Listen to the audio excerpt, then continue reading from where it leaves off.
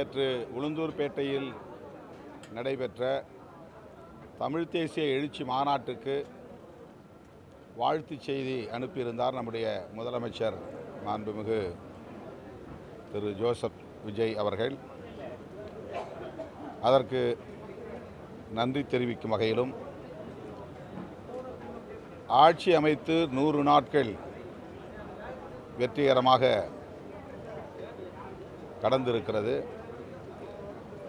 100 நாட்கள் வெற்றிகரமான ஆட்சியை நடத்தியிருக்கிற முதலமைச்சர் அவர்களை வாழ்த்துவதற்கும், இந்த ஆட்சி 5 ஆண்டு காலம் எந்த இடையூறும் இல்லாமல் தொடருவதற்கு எங்கள் ஆதரவு எப்போதும் உண்டு என்பதை உறுதிப்படுத்துவதற்கும் மாண்புமிகு முதலமைச்சர் அவர்களை சந்தித்து பேசினோம், நன்றி தெரிவித்தோம். அதேபோல தமிழ்த்தாய் வாழ்த்துக்குத்தான் அனைத்து நிகழ்ச்சிகளிலும் முதலிடம் என்பதை உறுதிப்படுத்தி தீர்மானம் கொண்டு வந்ததற்காகவும் எங்கள் நன்றியையும் பாராட்டுகளையும் தெரிவித்துக் கொண்டோம். அதேபோல நாடாளுமன்ற தொகுதி வரையறை தொடர்பான தீர்மானத்தை நிறைவேற்றி தமிழ்நாட்டில் அரசியல் ரீதியான வேறுபாடுகள் கட்சிகளுக்கிடையிலே இருந்தாலும் தமிழர் அனைவரும் ஒரே அணியில் நிற்கிறோம் என்பதை இந்திய ஒன்றிய ஆட்சியாளர்களுக்கு உணர்த்திய அந்த பாங்கையும் நாங்கள் சுட்டிக்காட்டி அவருக்கு எங்கள் பாராட்டுகளை தெரிவித்தோம். மாநாட்டு தீர்மானங்களையும் மாண்புமிகு முதலமைச்சர் அவர்களுக்கு வழங்கினோம். ஏனென்றால் மாநில உரிமைகள் தொடர்பான அனைத்து தளங்களிலும் தமிழ்நாடு மக்கள் என்ன எதிர்பார்க்கிறார்கள் என்பதை 125 தீர்மானங்களாக வரையறுத்திருக்கிறோம். அந்த தீர்மானங்களில் மிகவும் முக்கியத்துவம் வாய்ந்த தீர்மானம் மாநில சுயாட்சியை ஓங்கி உரத்து முழங்குவது என்பதாகும். மாண்புமிகு முதலமைச்சர்களிடத்திலே பேசுகிற போது மாநில சுயாட்சியை தமிழ்நாடு அரசு, தவேக அரசு வலுவாக முன்னெடுக்க வேண்டும். பேரறிஞர் அண்ணா கலைஞர் காலத்தில் இந்த கோரிக்கை வலுவாக பேசப்பட்டது. அந்த தலைவர்களை தொடர்ந்து நீங்களும் அதே வழியில் மாநில சுயாட்சிக்கான குரலை ஓங்கி ஒலிக்க வேண்டும் என்பதையும் முதலமைச்சர் அவர்களின் கவனத்திற்கு கொண்டு சென்றோம். தமிழ் தேசியம் என்பது வெறும் மொழி உணர்வு, இன உணர்வு அல்ல. பிற மொழி பேசும் இனம் ஆகியவற்றுக்கு எதிரான வெறுப்பு அரசியலும் அல்ல. சாதி ஒழிப்பு, மதச்சார்பின்மை, மாநில சுயாட்சி, அகில இந்திய அளவில் தேசிய இனங்களின் ஐக்கியம் ஆகியவற்றை முன்னிறுத்துவதுதான் என்பதை உணர்த்தும் மாநாடாக இந்த மாநாடு ஒருங்கிணைக்கப்பட்டிருந்த நிலையில் அந்த மாநாட்டிலே நிறைவேற்றப்பட்ட தீர்மானங்களை முதலமைச்சரின் கவனத்திற்கு கொண்டு சென்றிருக்கிறோம். அந்த வகையிலே இந்த சந்திப்பு மிகவும் சிறப்பாக அமைந்தது.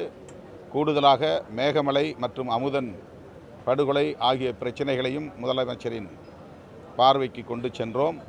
மேகமலையில் 100 ஆண்டுகளுக்கு மேலாக தொடர்ந்து அங்கே வசித்து வரும் மக்கள், விவசாயம் செய்து வரும் மக்கள் அங்கிருந்து அப்புறப்படுத்தப்படக்கூடாது.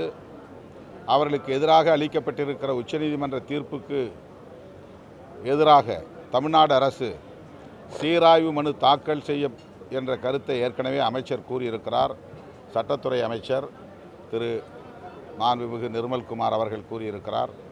அதனை முதலமைச்சரின் கவனத்திற்கு கொண்டு சென்றோம்.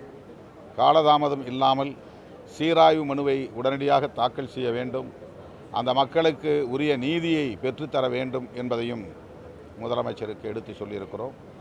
அதேபோல் அமுதன் படுகொலைக்கு பின்னணியில் போதைப்பொருள் புழக்கம் இருப்பதாக அமுதனின் பெற்றோர் உள்ளிட்ட பலரும், தொண்டு நிறுவனங்களை சார்ந்த பலரும், தொடர்ந்து வலியுறுத்தி வருகிற நிலையில் அந்த குறிப்பிட்ட வழக்கை சிறப்பு புலனாய்வு குழு அமைத்து விசாரிக்க வேண்டும் என்பதையும் தாண்டி போதைப்பொருள் புழக்கத்தை கட்டுப்படுத்துவதற்கு போதைப் பொருள் ஒழிப்பு அதிரடிப்படை ஒன்றை உருவாக்கிட வேண்டும். அதற்கு முதலமைச்சரின் கூடுதல் கவனம் தேவை என்பதையும் விடுதலை சிறுத்தைகள் கட்சியின் சார்பில் முன்வைத்திருக்கிறோம். தமிழக வெற்றி கழகத்தோட 100 நாள் ஆட்சியில் வந்து சட்டம் ஒழுங்கு சரியில்லை, போதை பழக்கம்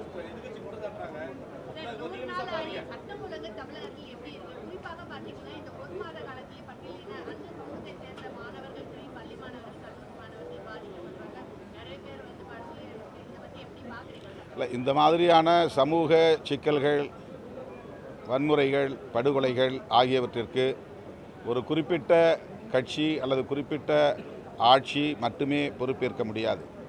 நம் ஒவ்வொருவருக்கும் அதிலே பொறுப்பு இருக்கிறது. அதனை கட்டுப்படுத்துவதற்கு சமூக ஆர்வலர்களுக்கும் பொறுப்பு இருக்கிறது. முதலமைச்சரின் கவனத்திற்கு அதை கொண்டு சென்றிருக்கிறோம். தலித் மக்களுக்கு எதிரான வன்கொடுமைகள், போதைப்பொருள் புழக்கம் ஆகியவற்றை கட்டுப்படுத்த அல்லது ஒழித்து கட்ட முதலமைச்சர் தனிப்பட்ட முறையில் கூடுதல் கவனம் செலுத்த வேண்டும் என்பதை வலியுறுத்தியிருக்கிறோம். எந்த விஷயத்தை வச்சு சட்டம் ஒழுங்கு சரியில்லை, போதை பழக்கம் அதிகமாக இருக்குன்ற ஒரு பிரச்சாரத்தை கொண்டு வந்தாங்க. இன்னும் அதே தான் நீடிக்குன்னு சொல்லிட்டு இருக்காங்க. இது எப்படி பார்க்குறீங்க இந்த வேறுபாடு? இன்னும் ஒரு கேள்வி, விசிகாவின் அடங்கமறுப்போம் அத்துமீறுவோம் என்ற அந்த ஆக்ரோஷமான குரல் இன்று தாவேக ஆட்சி வந்த பிறகு குறைந்திருக்கிறதோ என்று பல தரப்பு மக்கள் சொல்லியிருக்காங்க. திருமாவின் குரல் எப்படி இருக்கு? நாங்களாகத்தான் இருக்கிறோம். எங்கள் வீரியம் எங்கேயும் நீர்த்து போகவில்லை. திட்டமிட்டு சிலர் அப்படி எங்களுக்கு எதிராக ஒரு உளவியல் சிக்கலை உருவாக்குவதற்காக பரப்புகிறார்கள். இது வெறும் அவதூறு, அவ்வளவுதானே தவிர எந்த இடத்தில் எப்படி எங்கள் குரலை உயர்த்த வேண்டுமோ அப்படி நாங்கள் உயர்த்தி கொண்டு தான் இருக்கிறோம். மக்களின் பார்வையிலிருந்து தான் எங்கள் நிலைப்பாடுகளை எடுக்கிறோம், எங்கள் செயல் திட்டங்களை வரையறுக்கிறோம். தனிப்பட்ட முறையில் எங்களின் நலன்களிலிருந்து, கட்சியின் நலன்களிலிருந்து நாங்கள் எந்த முடிவையும் எடுப்பதில்லை. எனவே உரிய நேரத்தில் உரிய பிரச்சனைகளில் நாங்கள் உரிய குரலை தொடர்ந்து எழுப்பி வருகிறோம். தமிழக வெற்றி கழகத்துடன் இப்போ கூட்டணி இருக்கிற உறவுக்கும் எப்படி சார் பார்க்குறீங்க? எளிமையாக இருக்கா? எப்படி பார்க்குறீங்க? இந்த ஒப்பீடு தேவையில்லாதது. தாவேகாவோடு நாங்கள் கைகோர்த்திருக்கிறோம். தாவேகா ஆட்சி அமைப்பதற்கு எங்கள் ஆதரவை நாங்கள் வழங்கினோம். அந்த அடிப்படையில் எங்களையும் அமைச்சரவையில், கூட்டணி அமைச்சரவையில் இணைத்து கொண்டிருக்கிறார்கள். கூட்டணி தாவேகா உள்ளிட்ட அனைத்து தோழமை கட்சிகளின் சார்பில் கூட்டணி அமைப்பது தொடர்பாக முதல் கட்டமாக நடந்தேறி இருக்கிறது. அது குறித்தும் இப்போது முதலமைச்சரோடு நாங்கள் பேசினோம். இந்த சட்டமன்ற கூட்டத்தொடர் முடிந்த பிறகு அந்த அடுத்த கூட்டத்தை ஒருங்கிணைப்பதற்கு ஏற்பாடுகள் நடக்கிறது என்று முதலமைச்சர் சொல்லியிருக்கிறார். எனவே தாவேக்காவோடு நாங்கள் இணைந்து 100 நாட்கள் தான் ஆகின்றன. அவர்களோடு தொடர்ந்து தொடர்ந்து இணைந்து பயணிப்போம் என்பதை நேற்றைய மாநாட்டிலும் நாங்கள் உறுதிப்படுத்தியிருக்கிறோம். ஆளுங்கட்சிகளோடு பயணித்தோம், இனி ஆளும் கட்சியாக பரிணமிப்போம் என்கிற ஒரு முழக்கத்தையும் இந்த மாநாட்டிலே நான் முன்வைத்திருக்கிறேன். இன்றைக்கு கூட்டணி அரசில் நாங்கள் அங்கம் வகிப்பதன் மூலம் நாங்களும் ஒரு ஆளும் கட்சி என்கிற அடையாளத்தை பெற்றிருக்கிறோம் என்பது ஒரு வளர்ச்சி. இந்த வளர்ச்சியை தமிழ்நாட்டு மக்கள் எமக்கு வழங்கியிருக்கிறார்கள். அவர்கள் விருப்பப்படி எங்கள் அரசியல் நிலைப்பாடு இருக்கும்.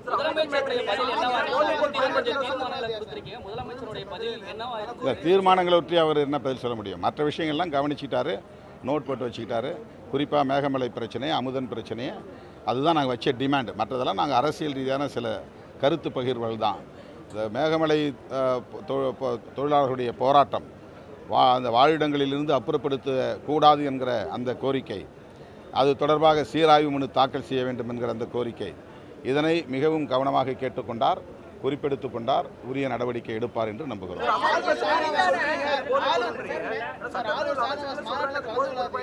இல்லை, அதை தான் நாங்கள் சுட்டி காட்டினோம். இந்த மாதிரி அது வெறும் கேங் பிரச்சனைங்கிற மாதிரி, கேங்ஸ்டர் பிரச்சனைங்கிற மாதிரி சொல்கிறாங்க.